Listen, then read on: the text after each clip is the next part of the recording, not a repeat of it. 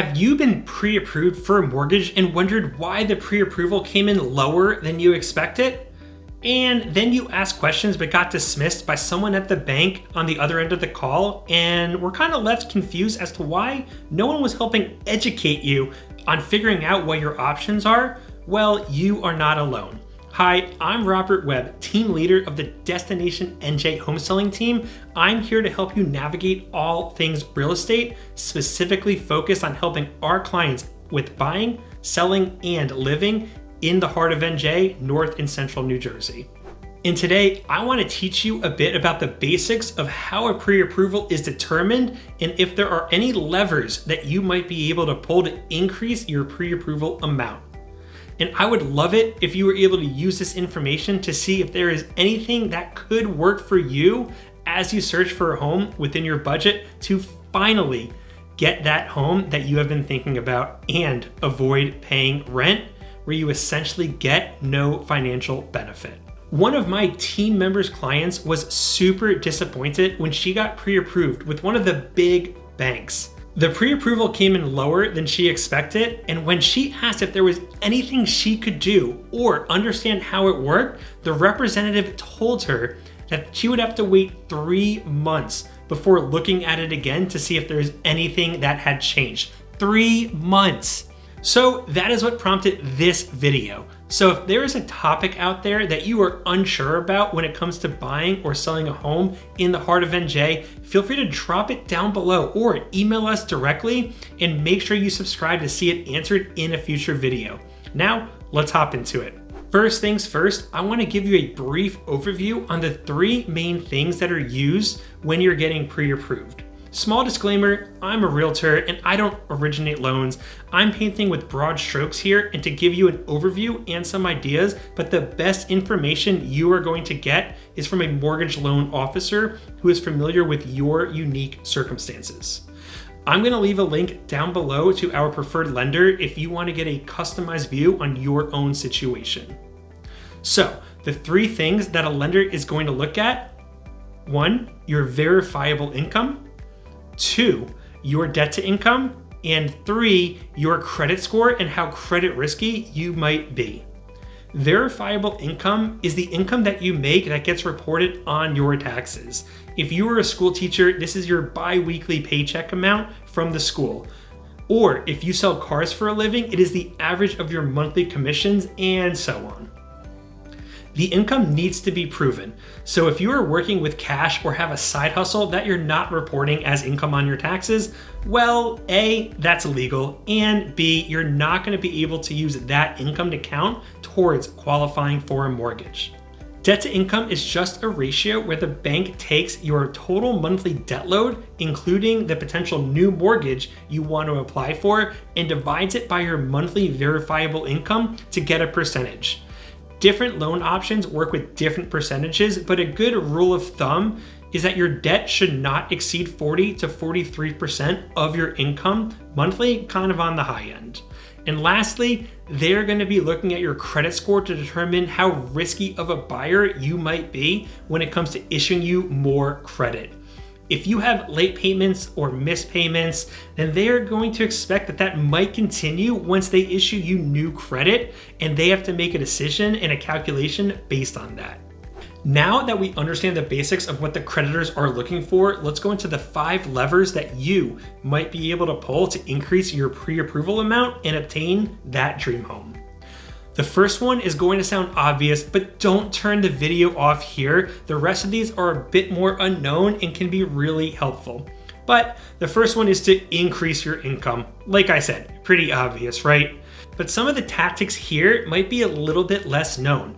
Like I mentioned before, if you have a job where you're getting cash instead of a constant paycheck, where taxes are already being withheld regularly, and maybe you forgot to report all of that income, this might be the time to start reporting it on your taxes and then get the benefit of using that income to increase your purchasing power. Some other thoughts might be things like, are you getting consistent dividend income from the stock market? Do you have rent payments coming in? Could you create a side hustle doing something that you already love doing? Just start to derive income from that. This is probably the easiest way to get your pre-approval number up right away. Next up, can you lower some of your debt burdens?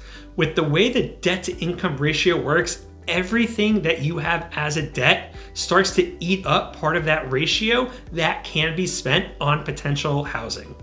While some of the higher debts might not be feasible to get off of your credit report quickly, things like student loans or large car payments, at least these tend to have lower interest rates. The things I'm talking about are carrying credit card balances that you could potentially be paying off. Credit cards have some of the highest interest rates out there, and they can be crippling to your debt to income ratio. Let's say that you have a $2,500 credit card balance at 22%. That means that the interest alone amounts to $550 a year and breaks down to $46 a month, not including the principal paydown. And as a general rule of thumb, we could say that for every $5 a month that you can reduce your debt, you can usually afford around $1,000 more in purchasing power. So if you have the ability to pay off that $2,500 credit card debt right now, you could actually increase your purchasing power by around $10,000. Imagine what could happen if you had the ability to pay off a car that you had financed. Let's say that you have a monthly payment of $400 a month for a car that you leased, but you only have $5,000 remaining on it.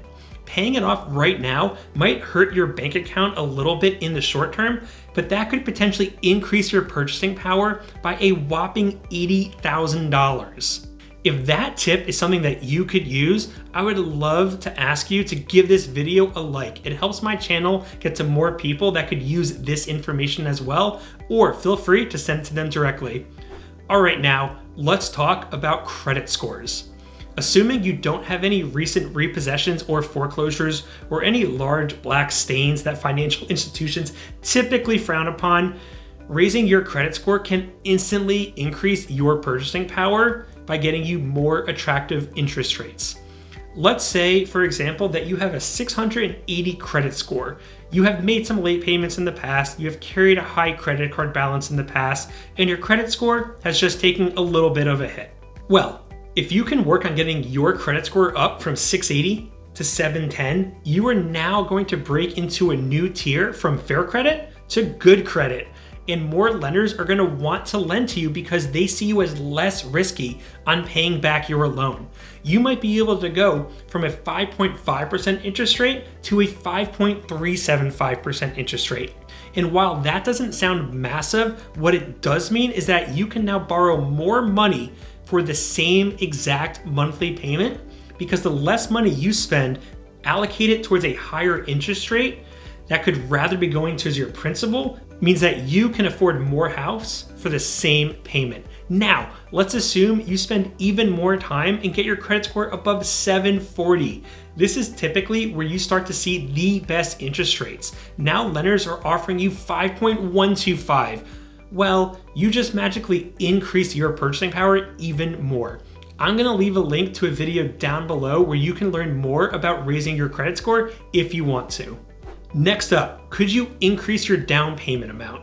By bringing 15% as a down payment instead of 10% instantly increases your purchasing power and might bump you into a new tier to really get that dream home. While we might not all have an extra $25,000 just laying around, some common options would be to use gift funds from a family member. Maybe grandma is doing just fine in retirement and she would love to see you get that house. Depending on the type of loan you're getting, and most owner-occupied loans will allow this, you might be able to receive gift funds from that family member and instantly increase your purchasing power. Another common one is to borrow against your 401k. By borrowing a little bit against your 401k, you might be able to get the slight edge you need to get into that dream home, and you're going to be required to pay back that 401k anyway over the next couple of years, so your actual retirement account doesn't really take a hit. And my last thought is to buy with someone else. My first house that I ever bought, I technically purchased it with my father. I was a little bit short on the debt to income ratio, and my lender wasn't going to approve me for that loan. But My father was able to come onto that mortgage with me, and I was able to utilize his higher income and his lower debt load in conjunction with my own, and I was able to buy that house that I still own today. I have since refinanced him off the loan and am grateful that I had the option available to me to be able to utilize his credit as well. Maybe you don't have a family member that can do that, but maybe you have a friend who wants to buy a house as well, and you too can invest in that home together. Be careful with this one. Make sure that you know that friend and trust them. But if you could pool your purchasing power together, it could be a win-win for both of you. That's all I got. If you like this type of content, make sure you give this video a like and subscribe. And if you want to get started working with me and my team on buying or selling a home here in the heart of NJ, I want to invite you to click the first link down below in the description. We would love to have a chat with you about your needs, what you're looking for, and how we could help.